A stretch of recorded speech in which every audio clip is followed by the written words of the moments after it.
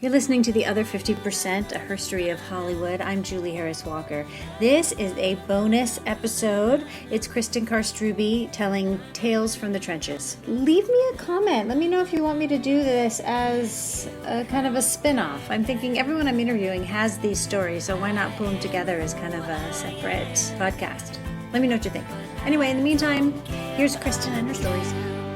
So do you have some stories from the trenches? Well, that's the funny thing is because working on individual productions, every film has at least a handful of stories or, at least one major story. Sure. Lay some on me. I was recently I talked to my assistant and tell her some of back in the day, I did a movie when I was producing the low budget films. And it was when I was making those films, a lot of it was for actors that had gone by the wayside or were trying to, gather up their careers again. Like Pulp Fiction. Yeah, exactly. But we never quite hit that level. But yeah, and I was working with an ex-brat packer, and it was kind of a very big departure for him and what he was doing. And he was somewhat in recovery at that point, as most of them were. But he did not get along with the creative producer at all. And so we were on the location shooting at this beautiful house, big glass doors in the front. And inside the vestibule, inside the glass doors, the lead actor, the brat packer, and the producer are having this altercation, yelling, screaming. So I'm back with the trucks as I usually am, and someone said, "Oh, you better get in there. Something's going down." And all right, so I trudged up to the front door. I open up the door just as, in perfect timing, ex-brat packer goes to punch the creative producer, who evades the punch. I open the door and get smacked in the face with a fist and go ass over tea kettle, through the hedges. Stunt coordinator grabs me. Yeah, I got anything I wanted from that actor for the rest of the show. And okay, and here's movie life. Nothing happened other than he was nice to you the rest of the show, right? Right. There was no repercussion, no HR. No. I mean, I think about it now. I'm like, I could have sued him, but the guy had less than I had, so I don't know what I was going to, Just move on, man. Yeah, it was, so it makes for a good story. But oh my God. Yeah, some of the crazy altercations. I can't wait to turn this off so you can tell me who it was. What else? More. Oh, let's see. A lot of the stories came from that era of the non-union filmmaking where you just, you did things because you didn't know they weren't maybe the correct way to do them. You just did them. And one of them, I was working on an ensemble piece with, and I was actually pregnant at the time, but nobody really knew it yet. We're shooting nights downtown LA in alleys, and it's this ensemble piece with these beautiful actresses in long gowns and all that. And then the obligatory scene where the woman's running after the limo with her shoes in her hand and barefoot and everything. The actress was freaking out and saying, "I will not run down this alley. It's filled with rats, blah, blah, blah." I'm like, "No, I've had it cleaned out. It's all fine. I don't believe you, blah, blah, blah." So not that I'm saying this is the right thing to do or something I would do now, but back then, at the ripe old age of whatever I was, 29 or something, I went to the makeup and hair trailer and grabbed all of their hairspray, which then was very Aquanet-y, kind of big bottles, and got all the set PAs and said, "I want each of you to go down the aisles, the alleyway, and spray this in full view of ex-actress." And I went to her and said, "Well, we just went out and we got rat repellent, and they're completely saturating the whole thing." Now, a certain skill set was at place there. I don't think I would do that now, but yeah, so she bought it and we got the scene. It got the job done. Yeah, got the job done. That's hilarious. So, yeah, we killed a little bit of the ozone that night, but we got the shots. Aquanet kept the rats away. That's right. Gosh, going back further, when I was the coordinator on the first Tremors, I was on that with Ginny, and then I left, Sarah Spring came in. So we all kind of worked together back then on Tremors. But when we were first setting up in Kern County, there was nothing out there. This was pre-cell phones, this was pre-faxes, this was pre all that stuff. And so I was going out to survey with the phone company to see if we could install phone lines and how much that would cost and all of that. And I was driving out to the set that we were building, the Town of Perfection, and I hit a sand hole in my Corolla, Toyota Corolla, like sunk, almost like one of the scenes in the movie, sunk nose deep into the sand. That was really unfortunate. On the road? No, we had this like BLM land off the road that we were building the Town of Perfection in, which is, we were building in like an old western town. And so it was really off into the dirt, into the, way off road. And I had my little Toyota Corolla, and I was trying to... It was like quicksand? It wasn't quite quicksand. It was just sinkhole. It was like soft sand sinkhole. Oh my God, how'd you get your car out? Transpo came out, and they backhoed me out, and, it was terrible. I then went out and bought a Jeep. Never, ever ended up having to do a show out in the back, in the Of course not. But, yeah, that was fun, yeah. Any bailing anyone out of jail or out of customs? I don't know if I can tell these stories. On Ali, we had a large ensemble of cast. All I'll say is it was not Will Smith, but there were other actors involved when we were in Miami that were having a lot of fun because they weren't on camera a whole lot.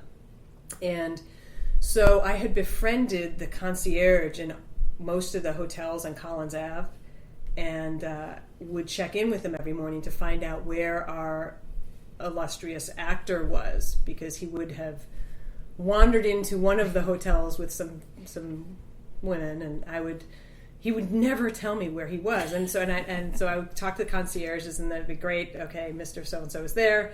I'll send the car, and driver will be picking him up to go to set, and just have him go out the back door or whatever.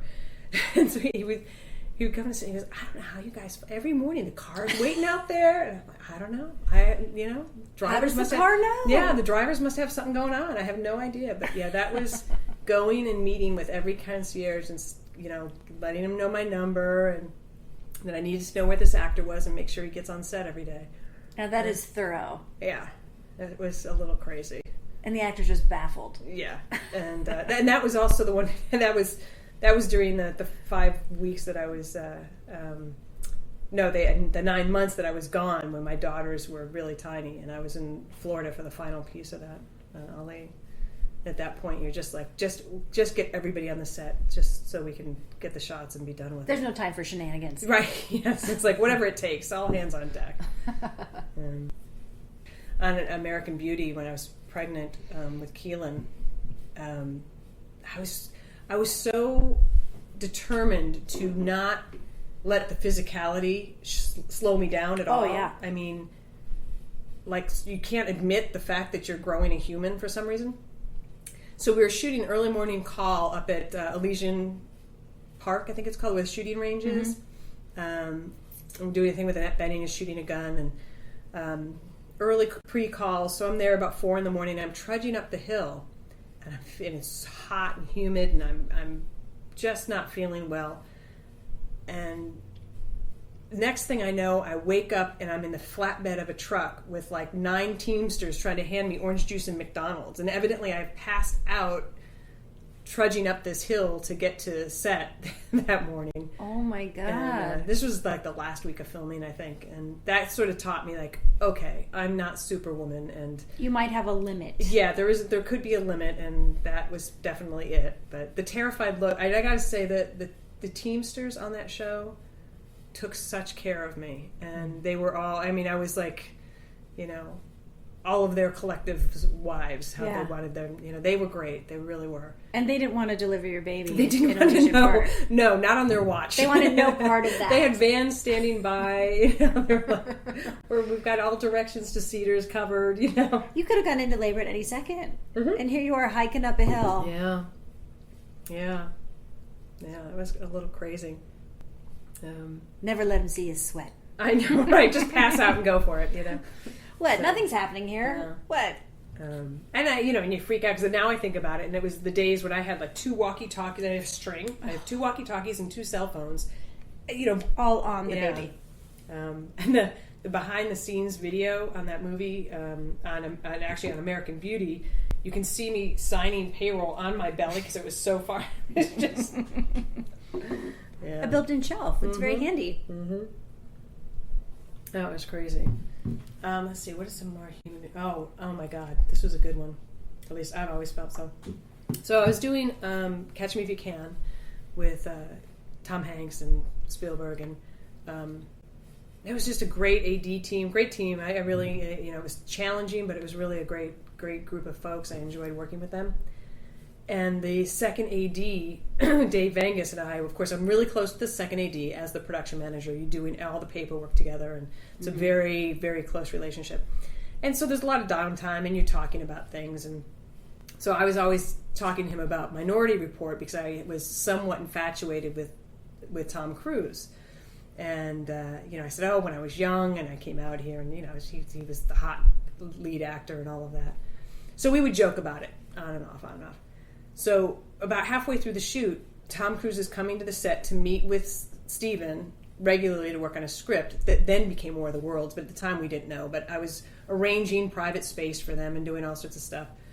And one day I'm sitting at camera and, the usual suspects there, and I'm sitting a couple rows behind.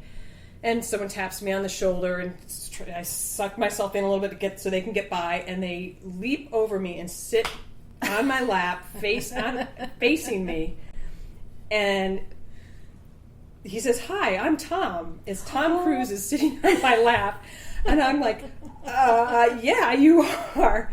And he's just like sort of puts his hand on my shoulder, and he's like, "So how's it going? What's happening?" At that moment, the generator shuts down, the lights go off, the DP Janusz Kaminski turns around. Cristen, get the actor off your lap and go fix the generator. I don't know what I'm going to do with the generator. So I'm like, Tom, I've got to leave. He's like, oh, yeah, sure. So I go down. I immediately go to the parking garage, call my mother, call my best friend, call my husband. Then oh my God. Then go. It's the only time I've been, like, starstruck ever. And then went out to the generator, of which I could do nothing, but it got up and running again. And there's the second AD laughing hysterically. It was the best prank thing that's ever happened to me. I think it was hilarious. That was great. Get the actor off your lap. Yeah, go take care of business. Fix that generator. I don't know. Patch the generator, guys. I don't know. What do you want me to do? Just go boss the generator. Yeah. That's hilarious. That was fun. There's a lot of fun stuff happened on that show. Oh my God, what went through your mind? I was like, I can't. All I could think is, I cannot wait to call my best friend. Right? She's gonna, she was the one that we were roommates with, watching Top Gun, on a loop. Did anyone take a picture? Was there a smartphone anywhere? No, not a one. Not a one. Yeah. So, on that picture, I also got to organize the uplink to the space station because it was the 20th year rollout of ET, and the astronauts were going to do the rollout for a promotional rollout. So we were down at Boeing, and so I got to organize with the space station and an uplink truck and get this. It was fascinating. Wait, it was fantastic. Why? Because you had Steven Spielberg? Yes. So he was going to do a conversation. It was him in the uplink truck to the astronauts in the space station. Oh my God. About the rollout of ET. And I get to organize this thing. I mean, it was just that cool stuff is that? So great. You can't go to school for that. No. That's amazing. Mm-hmm. Talk about being right in it. Mm-hmm. Yeah, that was fun stuff. I did have to bail people out of jail in, I want to say it was Hardin, Montana. It was somewhere in the middle of nowhere. And the film company, we went into this town, and they knew we were there. We had taken up their Sheridan or whatever. And people, they were just speed trapping us, and people were getting and taken in. They would take you into jail if you couldn't pay the ticket on the spot. This was in the 80s. You could do anything, right? So I went to meet the mayor of the town, had dinner at his house, invited some of the actors, did a little shmoo thing, and prepaid any penalties that might again, nothing that would fly these days, but back in the day. You prepaid the tickets they were going to get. Yeah, I prepaid some penalties. And that doesn't sound quite on the up and up there. Yeah, again, it was the 80s, so you did what you had to do. And it was, what'd you pay it with? Yeah, cash. Yep, straight up. That's funny. Yeah. Anything to get the shot. But, you know, it was in the days before, you know, you're learning stuff, and it's on these little shows that, you know, there was no rule book for it, you know. It was non-union. There was no studios. It was like, hey, my Uncle George has, you know, $1 million. Let's go make a movie. Okay, you know, and that was the learning curve. You just make it happen. Yeah. You can do anything. You know, and so, I mean, and I think the good part about that, though, is you kind of learn what doesn't work as well. And you start saying, oh, this is why studios have best practices, because that's going to blow up in your face. Right. And, it may not blow up for 2 or 3 years. But it's gonna. But it's going to. Yeah. For sure. And that's going to be way more expensive. Yes. Than it looks right now. Oh, absolutely. All right, do another story? Man, so many amazing directors I worked with. I worked with John Landis once. I was producing a movie called Susan's Plan. It's now called something else. I can't remember what. But I really liked working with him. And he's a female producer, Leslie Bellsberg, who's now at Shine. Amazing woman who's also been a mentor to me. But I was producing this $4 million movie for him. And at one point, we're doing a jail scene with Natasha Kinski. And he is trying to get, you know, the prison guards that she's supposed to steal the gun from and go off. And all the extras that are showing up are, you know, beautiful actresses that, you know, look great and all that. And he's like, isn't anybody here a size 14? I need, you know, and we couldn't find anybody, couldn't get anybody. We're out at, I think, Lincoln Heights jail or something. So I finally said, okay, John, I'm a size 14. He's like, great, put her in a size 12 and we're going to do a close-up. So oh, God. I have and they put my hair in this, like, severe thing. It was the most god-awful thing. So I said just for him, I would allow to have a close-up on my derriere in a size too small pants with Natasha Kinski stealing a gun off my hip. That is taking one for the team. Yes, yeah. To live in infamy, yeah. And then to have it in a movie. Most of my good stories are just about things that I found interesting working with cool directors and, you know, just the opportunities that being in the business has afforded me. Yeah. Yeah, it's crazy stuff. Sitting around, Mike Nichols' office was right next to mine when we were doing Charlie Wilson's War.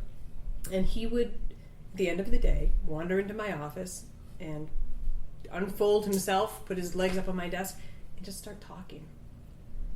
And I would just sit there and be like, yeah, me and Elaine May back in 68 did da-da-da-da-da. And it was just, I couldn't believe it. I just sit there, and he's the nicest guy. And, you know, we bonded over our mutual love of bologna and cheese sandwiches, which we would not admit to anybody else. And he was not allowed to eat at all.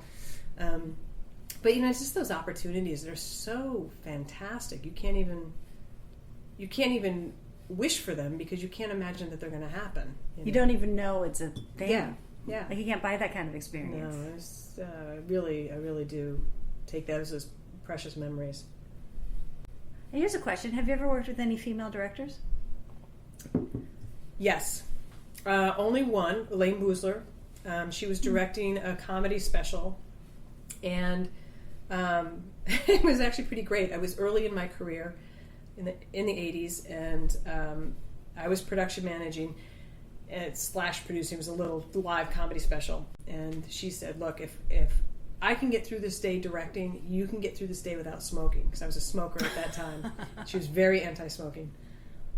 So I was like, okay, for you, you know, if we can make it through this day, I won't smoke. Well, we ended up not making the day, pulling the plug on the day, but I still never smoked again. And that was the day I quit smoking. Yeah, I was on a kind of a business bet with her. So we continued to shoot, and I met Phyllis Diller and all these great people.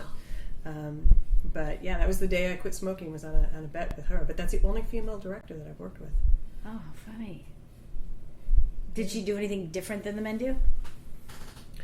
It's hard to tell from a one-day shoot. But. Yeah, and that was different too, because it was when Showtime was doing all their live comedy events in the 80s, and it was one of those. The whole thing was so different for me. Right. Doing live uplinks, that was terrifying. I don't know how people used to do live TV. This is the craziest thing. Oh, I panicked just thinking about it. Yeah, no. Mike went dead for about 3.5 seconds. It felt like an eternity. It was crazy. That's high risk. Yeah. But that's the only female director I've worked with. You've been listening to The Other 50%. I'm Julie Harris Walker. Special thanks to Cristen Carr for telling us her stories, her tales from the trenches. And special thanks to Jonathan Lucas for editing, Jay Rowe, Danny Rosner, and Allison McQuaid for the music. Please find us on iTunes and subscribe and leave a review, and on our website, theother50%.com, all spelled out, for added features and bios of our guests. I'm thinking of doing this as a spin-off, so let me know what you think. Leave me a comment on the website or send me an email and let me know if you want to hear more tales from the trenches. Thanks for listening. See you next time.